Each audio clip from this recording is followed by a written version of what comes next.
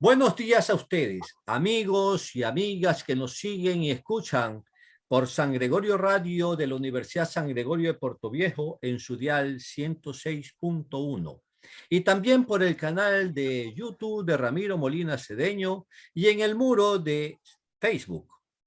Buenos días a nuestros invitados y a nuestra directora de Citas con la Memoria, a Eumenia Lavapárraga y a Marta Chávez Palacios, una mujer con mucha dinámica y entusiasmo para sacar adelante este proyecto de Citas con la Memoria del Cantón Bolívar, un espacio donde se recupera el pasado histórico mediante la fotografía.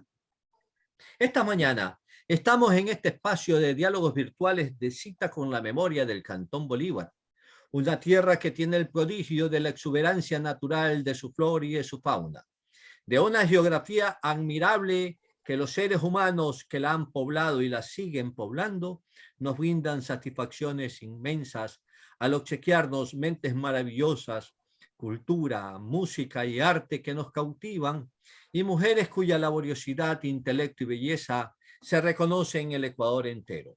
Hoy, regocijados con este segmento virtual de Citas con la Memoria del Cantón Bolívar, donde contamos con la presencia de personas, hombres y mujeres, oriundos de Calceta y los cantones aledaños, y de todos aquellos que conocen de su historia, de sus anécdotas, de sus hechos significativos en cualesquiera de los campos que atañen a su existencia, estaremos en esta mañana nuevamente dialogando con Eumeni Candelario Álava Párraga, así con sus dos nombres y con sus dos apellidos, el Montubio genuino, el Montubio que salió de su tierra para volver como la cabra tirando al monte nuevamente a su nido, a su lugar de destino. Esta es la parte en que la anterior ocasión hablamos sobre la gastronomía manabita con Eumeni. Hoy volvemos nuevamente sobre el mismo tema y otros temas inherentes a las costumbres de nuestro pueblo Cholo Montubio. Buenos días, Marta Chávez Palacios, directora del Citas con la Memoria del Cantón Bolívar. Buenos días. Muy buenos días, estimado Ramiro Molina, creador de Citas con la Memoria. Gracias a Gregorio Radio, porque a través de este medio podemos transmitir la realidad de nuestro pueblo, vivida ayer y sentida hoy. Nos encontramos en la provincia de Manabí, Cantón Bolívar, Parroquia Calceta.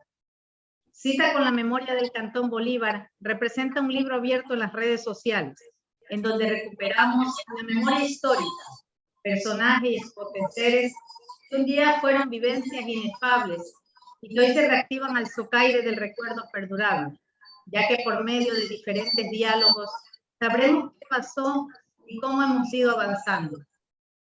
Esta mañana damos la bienvenida a un reconocido personaje oriundo de Calceta. Él es el estimado amigo Eumeni Candelario Álava Párraga, con quien dialogaremos de una época que con el tiempo no muere, sino que se fortalece. Bienvenido, estimado amigo. Así es, estamos nuevamente aquí con Eumeni Candelario Álava Párraga, un asiduo y permanente invitado a este espacio de Cita con la Memoria del Cantón Bolívar. Buenos días, estimado Eumeni, bienvenido. Buenos días, mi querido comandante de la cultura, Ramiro Molina. Con la alcahuetería cultural de mi linda coterránea, Marta Chávez, la mujer de los ojos de atardecer marino y Montubio, es para mí, como siempre lo ha sido, un honor comparecer a esta tribuna del ayer, retrotrayendo el ayer para vivirlo hoy. No es una cosa fácil, sino que cuando hay gente enamorada, apasionada por defender, por mantener vigente muchas expresiones o manifestaciones de nuestra cultura popular, montubia, chola, manabita en forma general, a uno lo complace. Y miren ustedes que no hay un libreto, es tan espontáneo este programa que a uno no sabe ni qué le va a preguntar Ramiro y tiene que responder porque está en el haber cultural de quienes tenemos la dicha de haber nacido en este retazo de paraíso terrenal que se llama el Cantón Bolívar, que se llama su calceta La Sin Par, y de este Manabí, feraz, hermoso, lindo. Este es mi Manabí. Es que con Eumenio Candelario, cuando se habla con él, está la expresión misma del Montubio, esa espontaneidad, esa forma romántica con que enamora a las mujeres que le gusta, en la forma en que la endulza con las palabras y en el rato menos pensado, como el Tintín, como allí ese duendecillo que se esconde tras las ceibas y que en las noches oscuras, al paso de ellas, se las roba, se las captura, se las lleva. Esa es la forma del Montubio y esa es la costumbre del Montubio. Esa es la cultura propia del Montubio. Y en eso está claramente identificado y todos te identificamos, Eumeni, porque vivimos y somos parte de esa cultura montubia que también se compagina tanto y tanto con la cultura chola, esa cultura indígena ancestral nuestra. Esos cholos que viven también en su bosque seco, como también el Montubio se desarrolla en su bosque húmedo. Cada uno en su espacio, cada uno en su hábitat, pero siempre mezclándose entre ellos, siempre compartiendo entre ellos, siempre llevando adelante ese proceso de interculturalidad propia de individuos que viven en un mismo sector territorial, pero que sin embargo su geografía los separa. Porque Manabí tiene una dualidad geográfica, estimado Eumeni, como tú bien lo conoces y también lo enseñas. La geografía del bosque seco y la geografía del bosque húmedo. La geografía que se enseñorea en ese espacio territorial pegado hacia el mar, bastante seco, semiárido, que contrasta inmediatamente y en pocos minutos con lo exuberante, con lo agreste del campo, de la montaña. ¿Cómo tú miras ese espacio de interculturalidad y ese que se da en base a esa dualidad geográfica en la que existen estas dos culturas, estas dos geografías, estos dos climas, estimado Eumeni? Interesante. Siempre se ha dicho y con razón que el medio ambiente, con todas sus expresiones diversas, hacen que los seres humanos y también de las especies diferentes a la nuestra tengamos un tipo de actitudes, manifestaciones culturales que a veces difieren un poco, pero que, como tú bien nos dices, nunca nos ha podido ni nos podrá separar una frontera de un cantón, de una parroquia, para expresar la riqueza inconmensurable que tiene esta provincia llamada Manabí, la tercera más poblada del Ecuador y una de las más extensas, con una geografía de un mar territorial esplendoroso y de una campiña florida, aromada, con lindos paisajes inigualables, que yo creo que cualquier pintor hasta le faltaría la pintura o se dañarían tantos pinceles para pintar tanta belleza de esta tierra. Ese comportamiento claro de nuestros hermanos cholos y montubios, incluso que se llega a fusionar. Hay personas que tienen apellidos cholos y también tienen un apellido montubio. Si no es la mamá la chola, lo es el papá y viceversa. Y allí confluyen estas dos corrientes de manifestaciones culturales que nos pueden hacer diferente tal vez en algún físico o en algo físico o en alguna especie de alimento o parte de su gastronomía, como podría poner un ejemplo, que por acá no se conoce mucho. Si le dice a alguien, oiga, Usted conoce el greñoso y le van a decir, ¿qué es eso de greñoso?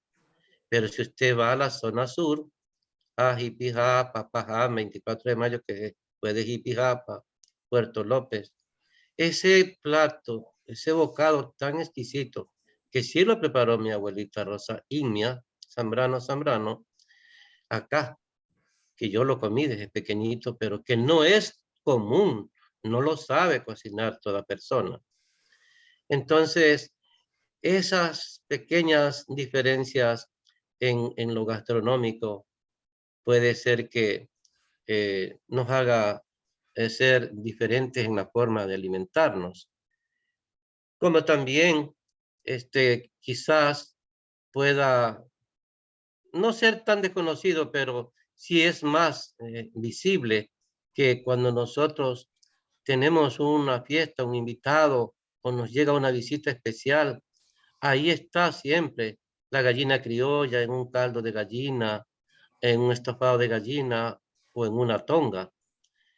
Y que como en Jipijapa está el greñoso en los mejores eventos, noviazgos, eh, eh, cualquier invitado especial que llegue, un ministro, un presidente, siempre le dan un greñoso, que puede ser gallina criolla, de pato, criollo.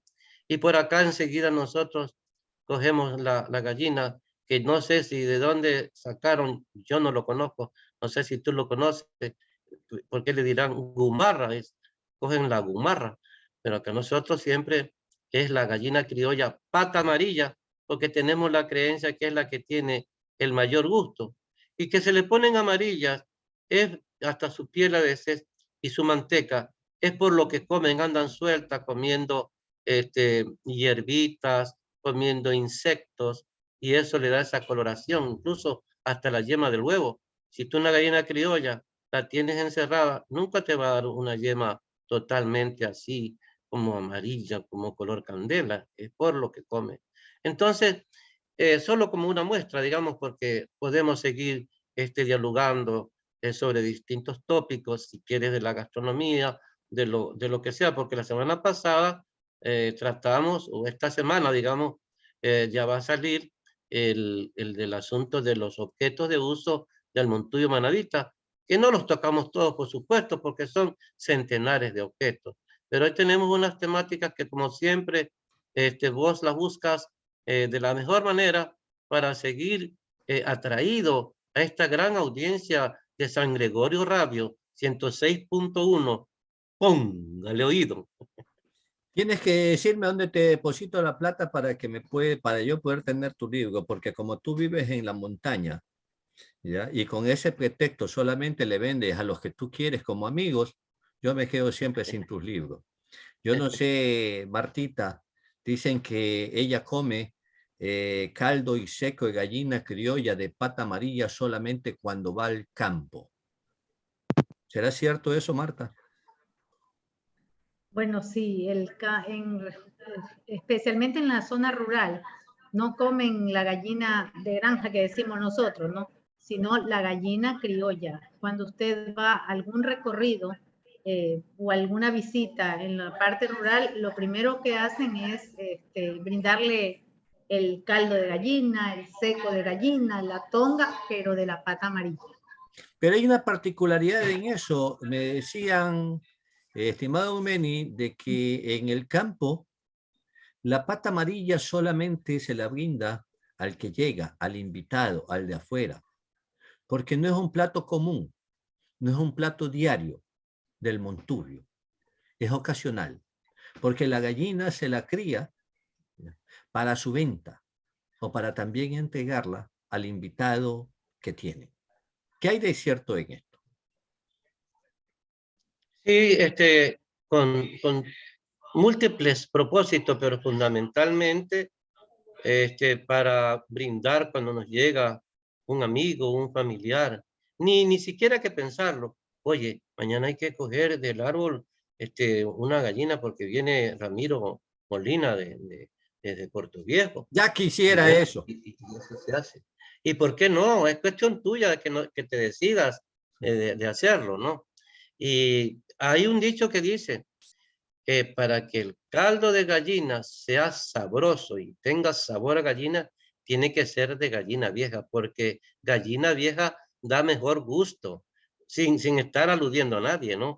Pero, y esa persona, si está por ahí, ya veterana, a esa vieja le dice, sí, pero dependiendo la yuca, dice, si la yuca es buena, mucho mejor, dice. O cuando tú te comes un pez que se llama vieja. Y una vez estaba en la zona de Bachillero de Tosagua y estaba una señora en la cocina y nos pusieron este pez vieja, pero nos pusieron frita. Y yo digo, oiga, pero a mí más me gusta una vieja sudada, qué rica. Y esa veterana que se morían de risa. Es Y que la eso, vieja Benny, sudada, pero eso sin contar de que las brujas son mejores que las viejas. las brujas. Sí, También hay un pez que se llama bruja, claro, que y es pez de incluso río. Y hiere dicen la piel, hiere que la saben planta más del pie. rico que las viejas. ¿Será cierto eso? Bueno, es que ese casi no hay por acá, ese hay cercanía de las entradas del mar hacia el territorio, es que hay ese animal, por acá no. Ese está mezclado allí con los guariches, con los caracoles, con las conchas, ahí más se lo encuentra, por acá casi no hay ese pez, ¿no? Entonces, es verdad lo que se dice, y sirven a veces para las picardías campesinas, para hacer una jodienda, para molestar a la gente con esto pues de la gallina o de la vieja, de tal forma es mejor, en fin, eso es verdad. Es que la gallina vieja tiene que ser primeramente bien pechugona y segundo, ¿ya? Tienen que sus patas estar gordas. Sí, y seguimos sin aludir a nadie, ¿no? Y Esas seguimos. pechugonas, Bueno, yo no sé ay, por qué qué cosa miras a más Marta, ¿no? rica. Es un sueño, ay, mamita linda. Ni hable mejor a esta hora porque vamos a hacer a nuestros oyentes que vayan o vengan rápido para acá a Calceta a servirse un plato de caldo de En gallina vieja Quintas con Colinas del buena Sol. yuca y en Quinta Colina del Sol, claro que sí. Hablando de esto, de gallinas viejas, de pescados viejas y brujas, hablemos de las tongas. Mira, las tongas prácticamente existen desde la colonia, tal y como no las encontramos ahora, pero ya en una evolución, un proceso evolutivo ahora. Ahora, pues antes la tonga se la hacía, no con arroz, porque el arroz no llegaba a estos sectores en los inicios de la colonia. Se lo hacía con yuca, se lo hacía con camote, ¿ya? Se lo hacía con pesas de animales silvestres y era bien servido, pero eran propios del medio. Y se los amarraba, se los envolvía en ciertos tipos de hojas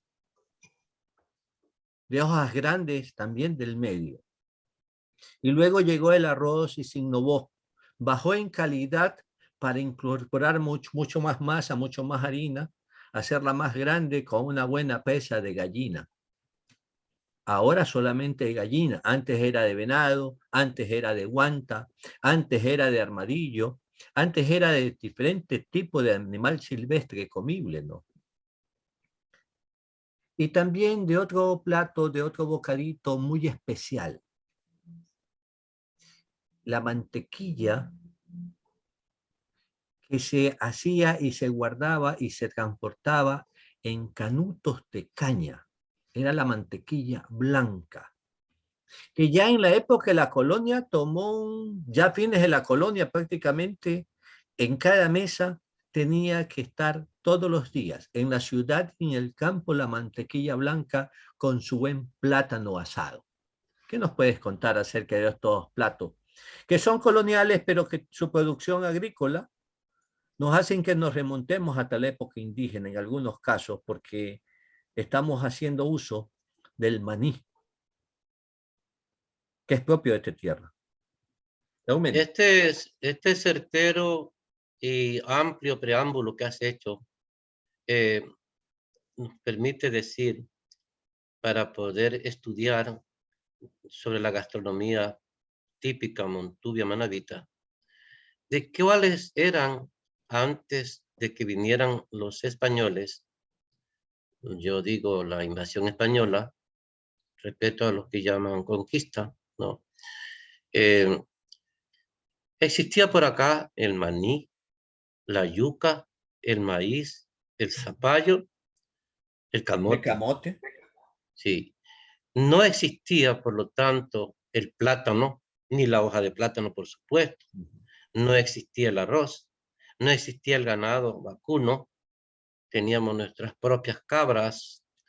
Entonces, cuando ya en una comida aparece una hoja de plátano y aparece el plátano en un bollo con maní, estamos ya pensando de que eso fue a raíz de la colonia, porque ellos fue que introdujeron esas especies que no había acá.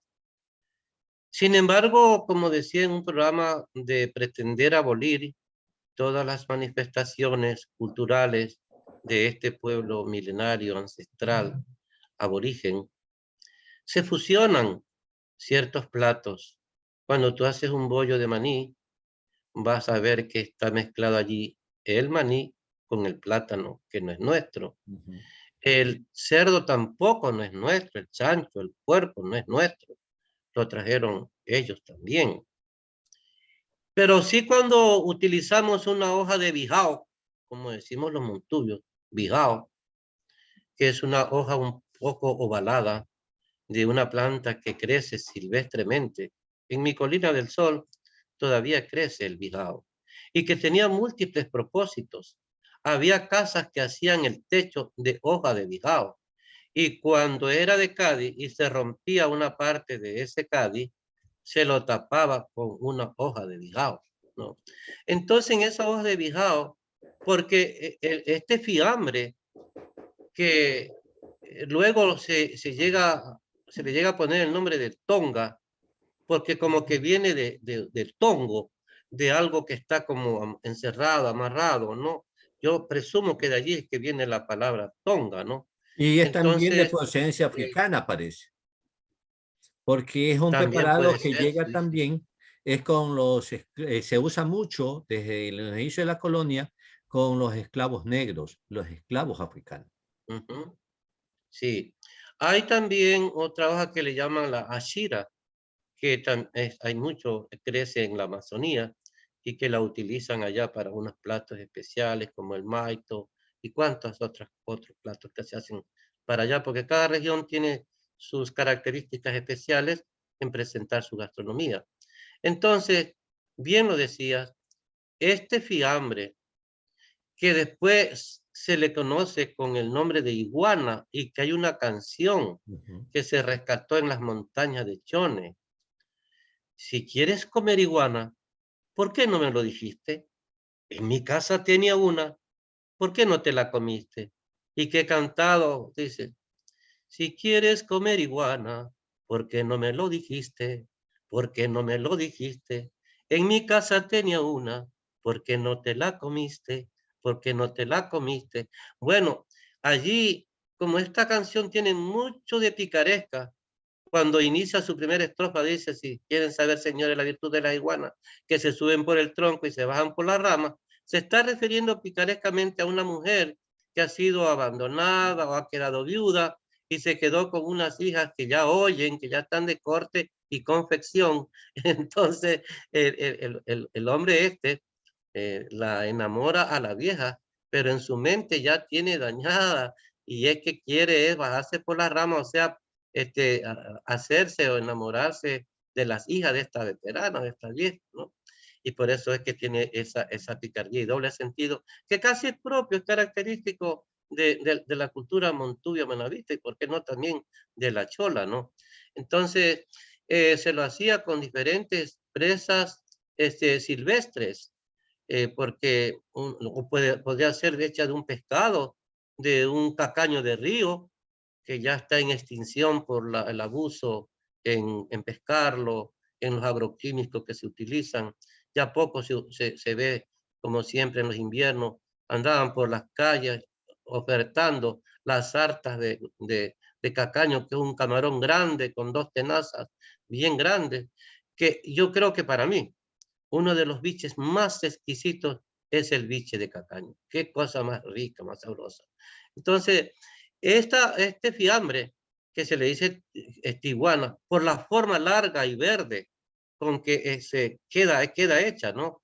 Servía para ahorrar tiempo, porque si uno iba a trabajar a tierras más lejanas del domicilio habitual, tener que venir de allá a almorzar y luego volver a ir, entonces se gastaba mucho tiempo. Y lo normal era entonces hacer este fiambre que se le llamaba iguana y luego tonga, y que se lo llevaba en lo que hoy son propiamente las llamadas mochilas o morral, que era nuestra alforja. Ahí la guardábamos y la llevábamos para la hora de la comida, comerla. Ahí nos sentábamos tierra a tierra y llevábamos el agua en el bototo, que sí hablamos, creo, en esta semana que va a venir, vamos a hablar sobre el bototo, que no es otra cosa que un objeto. Una cosa es hablar de un producto que no ha intervenido la mano del hombre, que no hay una cultura allí, que es el mate, así simplemente. Pero si tú le das una forma al mate, puede ser una zuzunga, puede ser un mate ancho, puede ser una cuchara de mate, puede ser un bototo, que se le hace un orificio en la parte de arriba, en la parte superior, y se lo tapa con una tusa de maíz, y ahí llevábamos el agua. Entonces ahí nos prendíamos a tomar agua como bajativo de este fiambre, que hoy Eumeni, se llama tonga, ¿no? disculpa que te corta, que te interrumpa un momento y hablaste de las tuzas con las que se tapaba el bototo, pero que también en tus tiempos de muchachos y de escolar, los padres de familia llevaban, cada uno casi obligados tenían que llevar en el campo el papel higiénico para la limpieza de sus niños en sus necesidades fisiológicas. Y ese papel higiénico era un saco de tuza. Eso es una realidad y no tenemos por qué mirarlo como cosa rara. Lo peor es que no la llevaras, porque ibas a andar embarrado todo el día, ¿no? Y no solamente era para los niños, sino para hombres y mujeres. Yo me acuerdo que yo llevé a una prima a La Palmita hoy es de Pichincha, antes pertenecía al Cantón Bolívar. Y esa prima nunca había ido, era citadina, nunca había ido a un campo. Y cuando le dicen, ¿dónde es el baño? Le dijo, y le mostró la azotea donde había una olla de barro con agua y un matiancho, ahí está. Entonces yo ya estaba percatándome que ya no se estaba comunicando con ellos. Y entonces, y le dicen, tome, y le dieron un par de tuzas, y ella no sabía qué hacer, y dice, ¿y esto para qué es? Entonces yo ya le explicaba a ella para qué era, porque no había pues el papel higiénico. Y entonces era una forma de poder, después de ir a hacer nuestras necesidades biológicas o disposiciones, de limpiarnos el ano con estas tuzas. Y por mucho tiempo se usó porque no había otra manera. Y en cada uno de esos servicios higiénicos o excusados que se llamaban también, habían allí sacos de tuzas para poderlas usar como tal. Pido Entonces, esa disculpas en es la cierta historia, ¿no? forma a nuestros invitados y a nuestros oyentes, por cuanto me salí del libreto en sí hablando de gastronomías y pasamos a los retretes y a las tuzas. De verdad que no cabía y Pero no vale la debía pena, estar. vale la pena. Sí. Vale la pena, pero volvamos a retomar, aunque hayamos confundido o yo haya confundido los libretos No, no, no, al de salirme del ninguna manera. esquema, porque estamos en este espacio de la gastronomía, donde si bien es cierto, la tonga permitía calmar el hambre del mediodía, no era menos cierto que igual que en la ciudad, los muchachos antes de irnos a la escuela era costumbre, un par de panes, una taza de café y una tortilla de huevo criollo, porque en esos tiempos no habían las granjas que se alimentaban las gallinas de granja, esas con las que se le mete cualquier cantidad de químicos también para que desarrollen rápido. Y nos íbamos bien contentos, pero en el campo era sostenido y continuo el uso del, del Tortilla de plátano maíz. con la mantequilla puesta en canuto Ujú. de caña. ¿Cómo Bueno, se elaboraba eso? Muy bien. Pero antes de eso, yo sí quisiera decir lo que dije al inicio, que conversar con Ramiro Molina en un programa como este no es estar en una camisa de fuerza, en algo rígido, con un libreto que diga, sabe que no puedes hablar de esto, solo tienes que dedicarte a esto. No, le da esto un interés a quienes nos van a ver en este programa o nos estén viendo en su edición pertinente, porque lo hace atractivo, lo hace ameno, hace que nos enteremos de cosas que la juventud actual no la ha conocido y vale la pena. Ahí está el retrotraer ese pasado para que conozcan de nuestra cultura cholo montubia, que podemos hablar de eso porque es así. Yo somos cholo montubio en realidad. Bueno, el canuto de caña.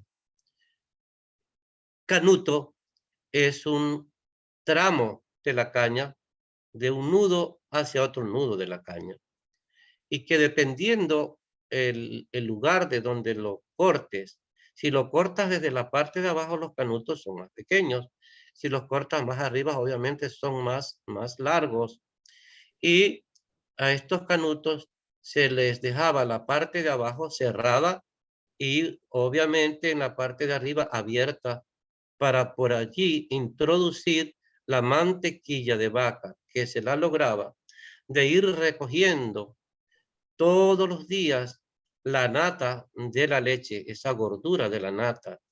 Y una vez que había una porción considerable, se la cogía y se la ponía en una batea de palo, sobre todo de guachapelí, que es un árbol endémico con el cual se hacen las bateas de lavar, las bateas para otros menesteres, nuestros catres, nuestros pisos de nuestras casas y nuestros horcones, o hoy llamados entierros, ¿no? Donde se hacían nuestras casas montubias sobre alto, ¿no?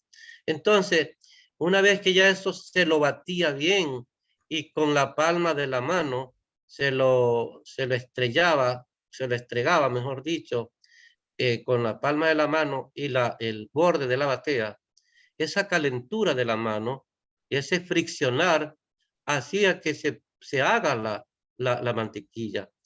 Otros previamente la batían como en especies de bototos para que allí se recoja esa gordura, que la mantequilla blanca no es otra cosa que la gordura de la leche de la vaca, ¿no?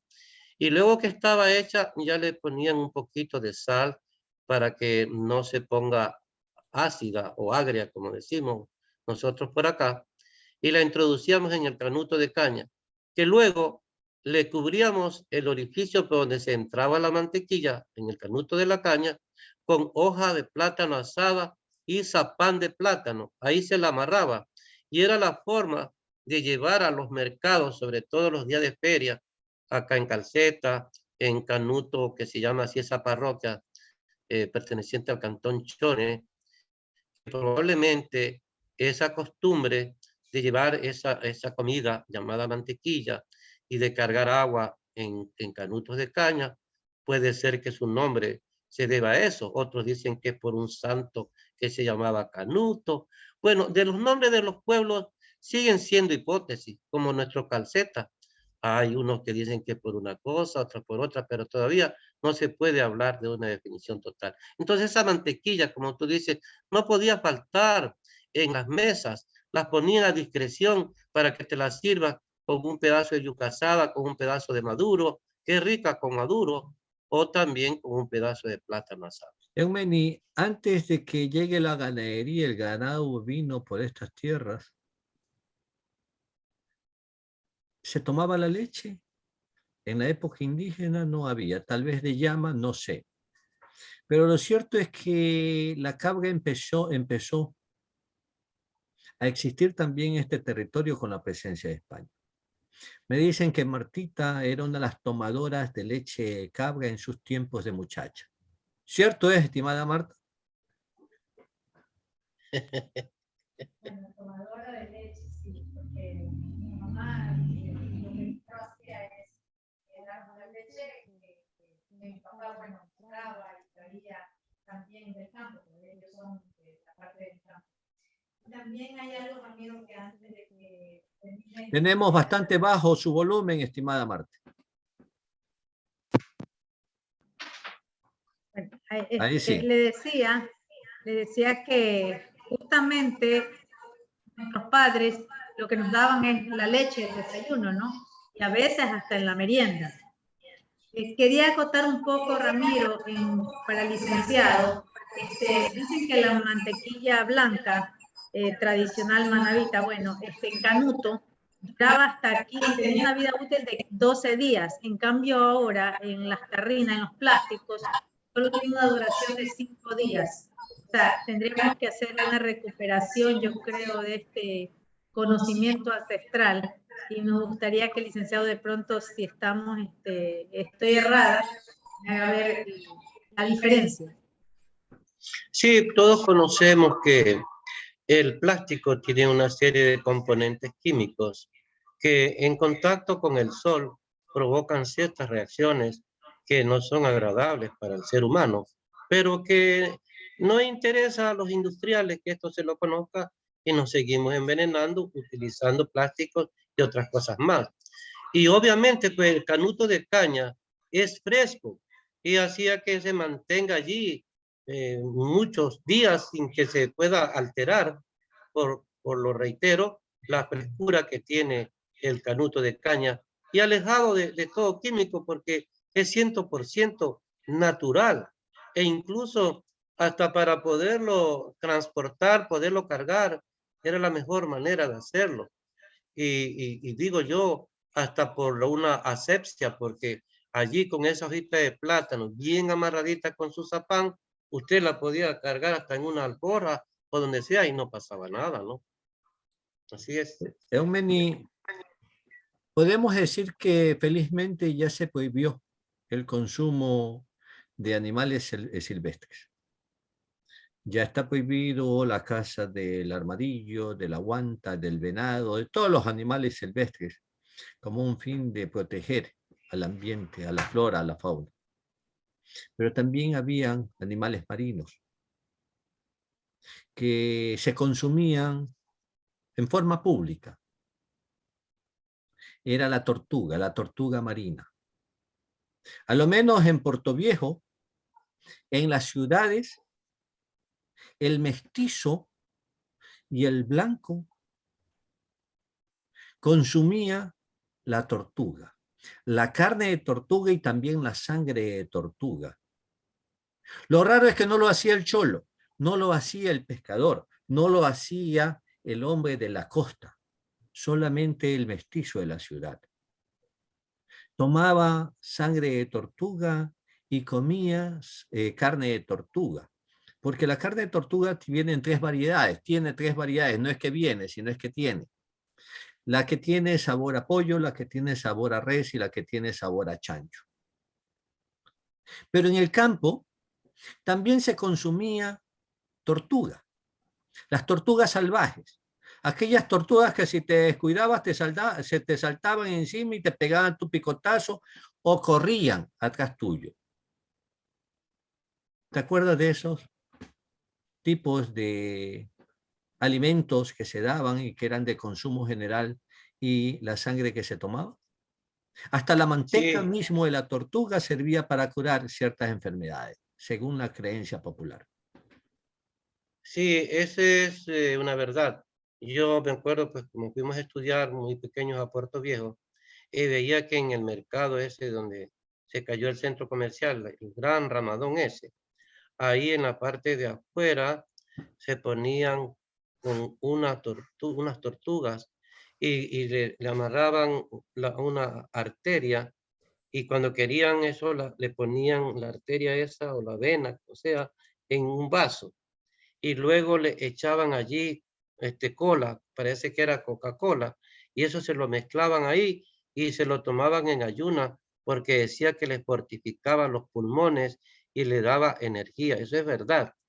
Ahora, pero también acá en nuestra cultura montuvia, sí es verdad, la sangre sí yo no la vi por acá que se lo usaba nunca. Lo que sí se cogía en las ciénagas eran unas tortugas muy grandes, tortugas de agua dulce, carapachudas y que tenían una boca con como dijéramos, una navaja barbera, donde te cogía un dedo en el pie, porque a veces iban a pescar, casi se lo cercenaba. Era como una guillotina, es como una guillotina, porque todavía existen estas tortugas, ¿no? Y cuando ya estaban muy grandes, porque ellas salían, pues, eran como anfibias, ¿no? Porque vivían dentro del agua y también andaban en la tierra. Le decían tortugas terrestres y ponían muchos huevos también. Y esos huevos se los solían comer gente, esos huevos de tortuga, como los huevos de iguana, también se los comían. Y se los batían los huevos de iguana y tú podías hacer suspiros con esos huevos de iguana. Entonces la mataban porque eran expertos en sacar el carapacho y ahí le sacaban la carne. Y lo que tú dices es verdad. Dice que tenían 4 variedades. Eso es lo que yo conocí, que tenían sabor a pollo, sabor a chancho, sabor a res y otra sabor a pescado. Entonces, eso se la comían estopada, frita, la podían sazonar para tenerla varios días con los ingredientes propios que daba la naturaleza. Le ponían la sal gruesa, ajo y otros componentes más. Y entonces la tenían para podérsela comer. Pero eso sí, como digo, la sangre por acá, en nuestra cultura montuvia, yo no vi nunca que se la tomaba como lo hacían los citadinos, que tú muy bien lo expresaste. Así es, el otro sabor, la otra variedad de carne que tú mencionas que es de pez, es la manteca de la tortuga que sabe a bacalao.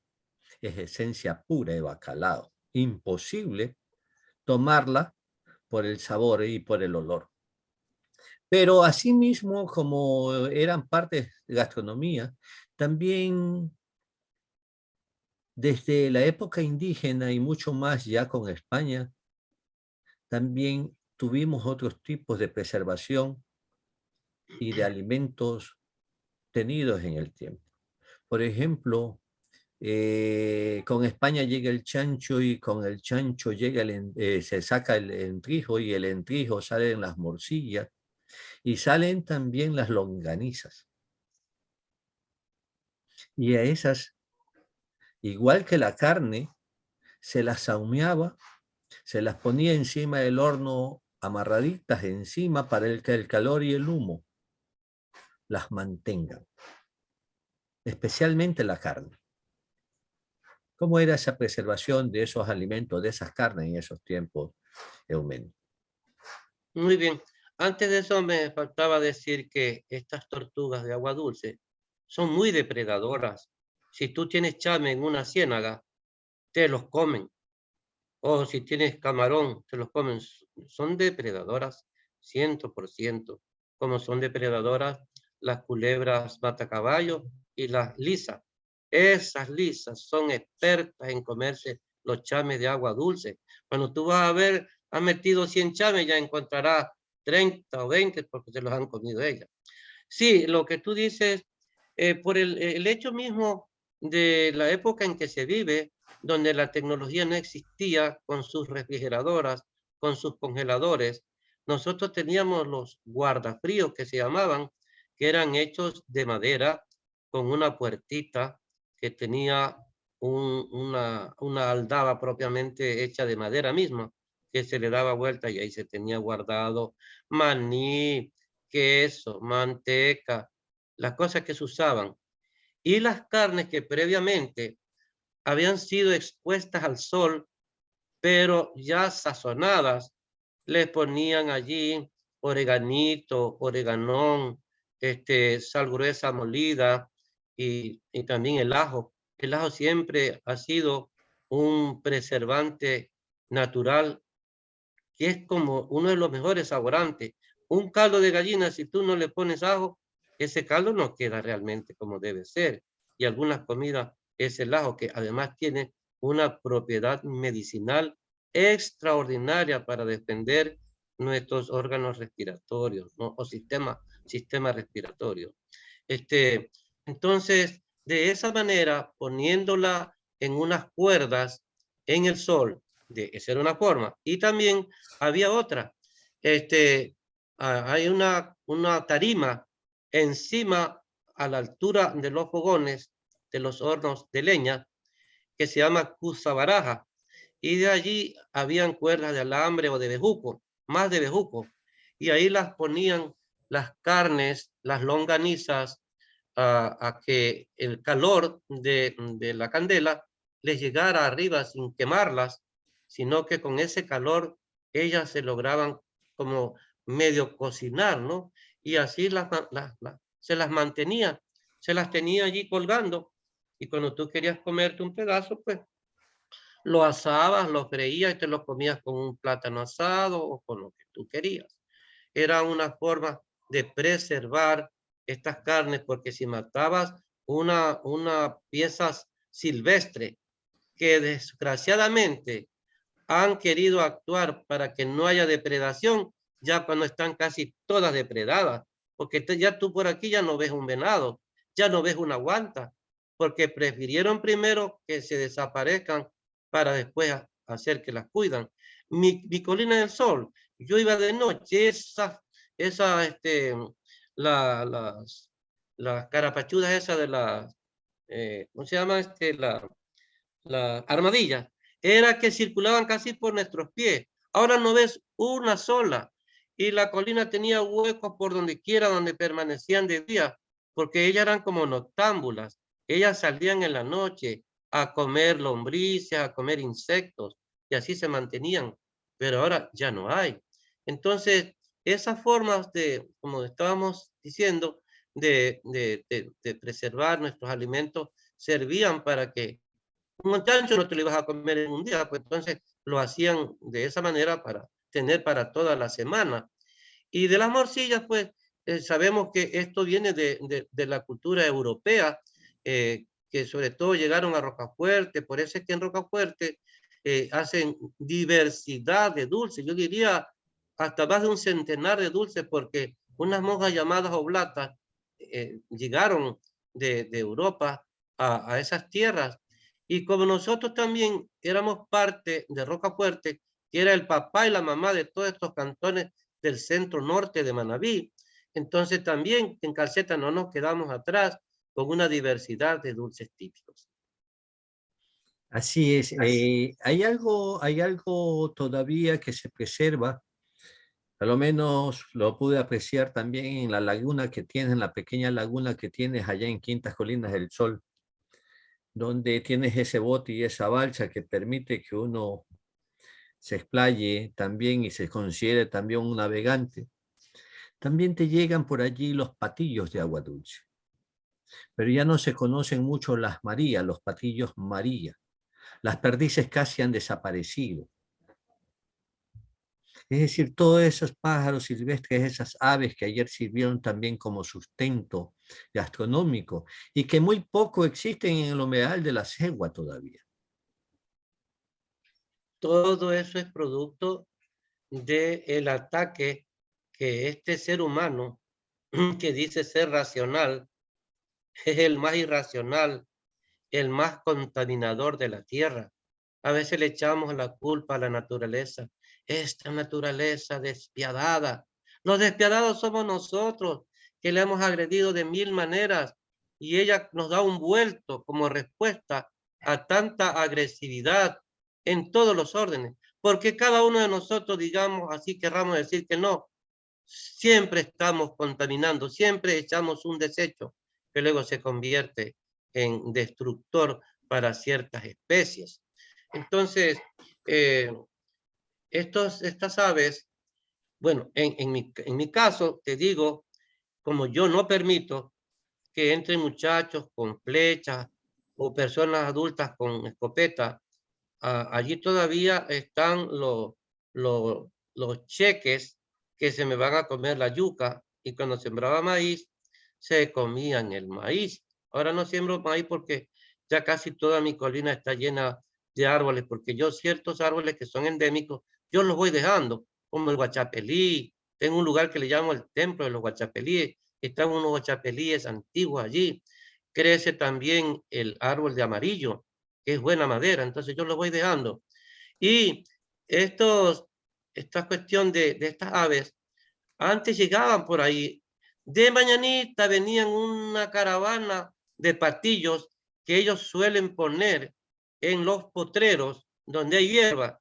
Y ya cuando están en polluelo, cuando ya sacan, se vienen caminando y van a dar a la laguna. Ahí están un tiempo y como que ellos, yo no sé si huelen, perdón, o perciben y se van a otras lagunas más grandes.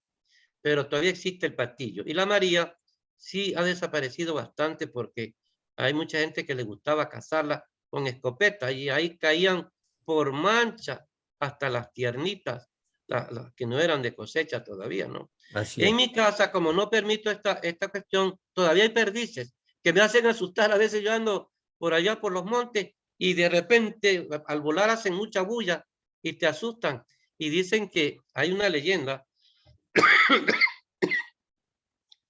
o una creencia que dice que la Virgen María maldijo a la perdiz porque ella iba en el burro y esta perdiz hizo asustar al burro y la Virgen se cayó y que la maldijo diciendo, siempre andarás arrastrada y no podrás trepar a los árboles. Las perdices no se trepan a los árboles, no duermen a los árboles. Ellas vuelan bajo, casi entre la tierra y unos pocos centímetros hacia arriba. Entonces, esto es lo que te puedo decir de los animales silvestres. Yo, por ejemplo, las iguanas todavía existen en mi Colina del Sol, pero bajo otro lado no existen iguanas. No hay ya. Sigue nomás. Ya es muy poco lo que se queda y como tú dices bien, la perdiz no sube a los árboles, se queda, duerme, vive y hace sus nidos en la espesura allí entre el monte. Pero hablando de carnes y carnes, Martita, ¿usted todavía sigue comiendo carne en Semana Santa que estamos pasando? Bueno, no, Ramiro, yo todavía continúo con la tradición de respetar los miércoles y viernes. No come Ese- carne. ¿Y no. allá en el campo se come carne o no se come carne, Eumene? Bueno, esta cuestión de creencias o costumbres religiosas está tan arraigado que mira, nada más te voy a hablar de un caso fresquito. Un joven que se va a incorporar en el colegio nocturno Simón Bolívar, me fue a pedir la Quinta Colina del Sol para invitar a sus amigos y familiares. Pero me dice, don Huménito, y dice, la señora de él dijo, es que no queremos hacerlo viernes porque la incorporación es viernes, pero el viernes no podemos hacerla porque no se come carne, dice. La queremos dejar para el sábado, que ahí sí podemos hacerlos preparados con gallina, con carne. Entonces ahí está la evidencia de que la gente mantiene a rajatabla esta tradición de no comer carne, sobre todo el jueves y viernes santo no comen carne. Y otros no comen toda la semana, desde lunes a viernes no comen nada de carne. Ahora no sé si comerán carne cruda, eso no lo sé, pero sí existe eso todavía. Y otros que si no lo hacemos por creencia, por cuestión religiosa, es por darnos gusto a nuestro estómago, a nuestro paladar, de comer los 12 platos tradicionales que son bocados. No sé si tengo tiempo para podértelo decir. Sí, ¿Cuáles son esos? sí, sí, adelante. Ya, mira. Está el biche, que es uno de los biches de Manabí, ¿no? Está la ensalada de achocha, que se la hace con queso y huevo duro. Uno le echan un poquito de leche también.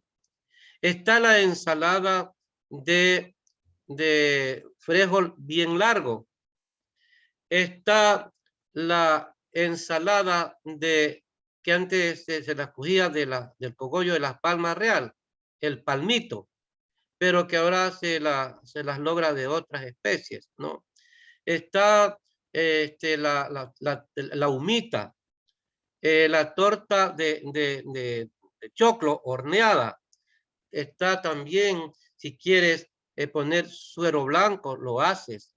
Está el batido de frijol verde, de ese frijol tronquero que llamamos, o correlón. Se hace también de eso. Si quieres, puedes hacer también una ensalada de zapallo o de habas verdes. Está la colada de zapallo con leche, con panela, como bajativo de lo que vas a comer. Indudablemente no puede faltar la taza de chocolate del nuestro, pues, del fino de aroma, cuya cuna la tenemos por acá en las montañas de Membrillo. Bueno, este es un comercial, ¿no? Y las sardinas, que se las comía también en picantes de yuca o en tallarines hechas con la sardina. Y nosotros como niños peleábamos por esa caja de sardinas porque le poníamos arrocito ahí dentro. Y qué rica que la sentíamos, esa caja metálica de sardinas para comerla. Entonces, mire, por allí ya nomás van cuantos bocados y platos típicos de Semana Santa, que solo se los ve, se los come en este tiempo de Semana Santa. Y que en otras culturas, pues, tienen la colada morada. En cambio, nosotros tenemos la colada de camote, la colada de, como son varios días, la colada de zapallo, siempre con leche y panela. Y el chocolate, pues, como digo, que no puede faltar. Y lo mejor de todo era que se destinaba. Mi papá iba tal día, ya sabían que le tocaba ir a visitar a sus hermanos y se reunían todos los hermanos. A otros le tocaban el día sábado de Pascua o domingo de Pascua, y ahí ya era todo con carnes horneadas, cabeza de chancho horneada, carne punzada, gallina horneada, de todo, de todo. Y nos reuníamos en unas mesas grandes donde se ponía a discreción en grandes platos para que tú te sirvieras lo que querías. Total, que diciendo que en Semana Santa hay que hacer ayuno, es lo contrario, es cuando más comida se le echa al estómago, mi comandante. Así es. Hay un producto, hay un alimento, una colada que ya tengo muchos años que no la he llegado a probar. Miento, hace unos 4 o 5 años, 4 años la probé en Chone en la casa de una amiga. La mazamorra o chucula, la chucula de guineo o de maduro. Y se la hacía también con queso, con Ralladuras de queso viejo. sí, Y pero pasa también si quería. ¿Con cuál? Canela, pimienta dulce, clavo dulce. La vainilla. Como saborante y la esencia de vainilla. Sí, como son varios días, te digo, también sigue la chucula de plátano maduro, bien maduro, con leche y con los otros ingredientes. Sí, sí, la seguimos tomando. Riquisísima. Hablando en lo Montubio, ¿no? Hablando a lo Montubio, así es, pero ya en la ciudad prácticamente ha desaparecido ese tipo de colada. No sé si por allá por Calceta Marta todavía disfrute de ella. Marta, sí.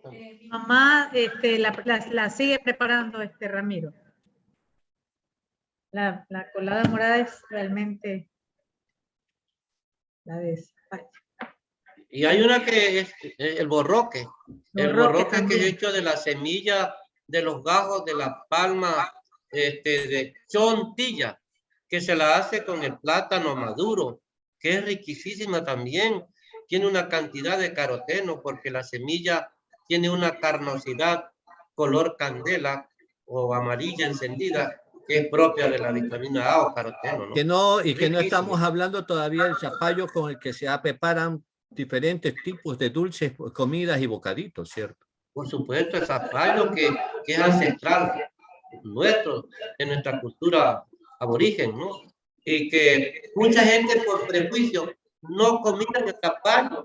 Uy, dice, esto es para los animales. Esto comen los pobrecitos, dice. Había ese prejuicio.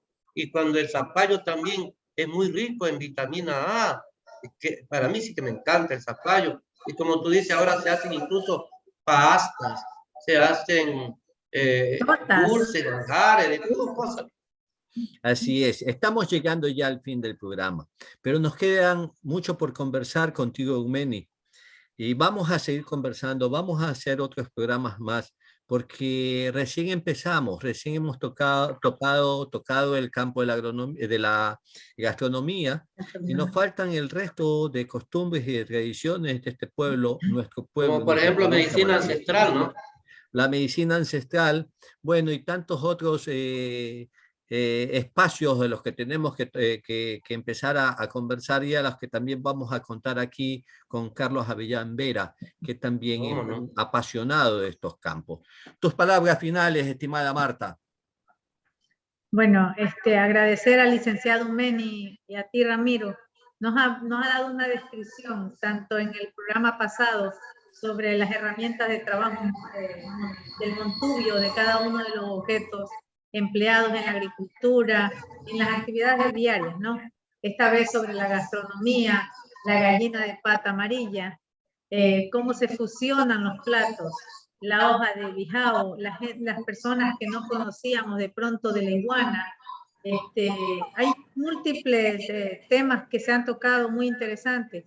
Agradeciendo de verdad al licenciado Meni y a Ramiro, creador de Cita con la Memoria, porque cada semana hay un tema diferente e interesante que contar.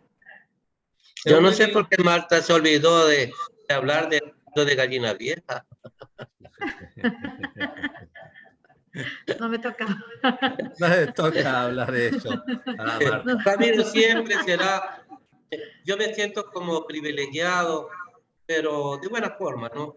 El ser invitado a un programa de tanto raigambre, de tanta sintonía, porque yo estoy pendiente los días sábados, nunca me pierdo un programa de Ramiro para conocer, porque no todos lo sabemos, ¿no?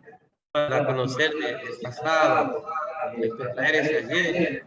Entonces, es un programa que nunca debe morir, tan lindo, tan elocuente, para poder conocer y no dejar morir esas tradiciones positivas, esas costumbres positivas que tenemos en nuestra cultura Cholo Montubio de este precioso Manaví. Gracias, Ramiro, por darme esta gratísima oportunidad y de estar en una estación radiofónica que siempre está defendiendo, manteniendo vivas las raíces de nuestra genuina cultura manaví.